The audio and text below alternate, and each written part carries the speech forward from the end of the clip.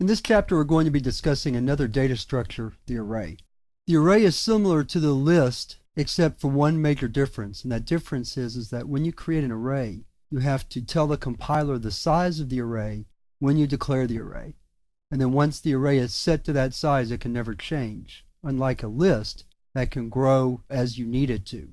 With an array, you're mostly limited to the size of the array when you declare it.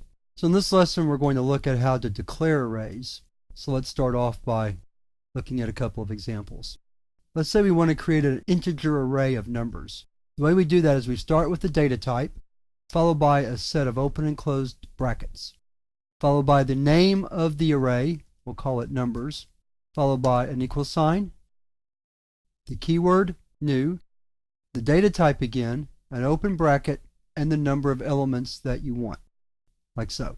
So here I'm saying I want an array named numbers, and it will hold 100 integers.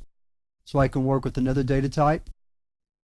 I can write string names equals new string 10, boolean values equals new boolean 2, char letters equals new char 50, like so.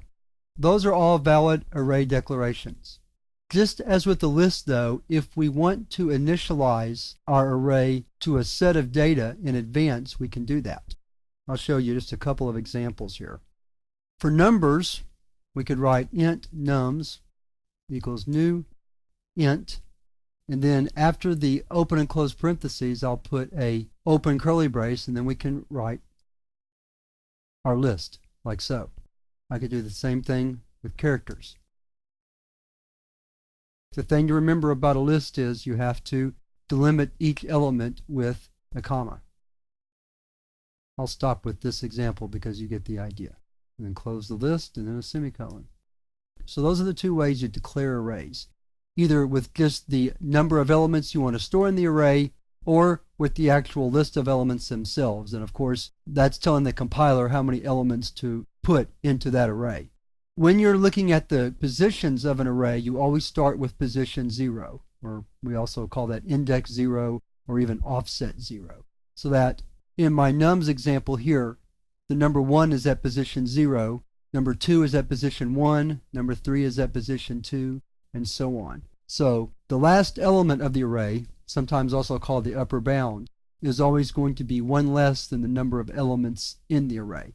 And like with lists, that's important when we're looping through an array. We have to be very careful that we don't go beyond the end of an array when looping through it, because that can lead to an error.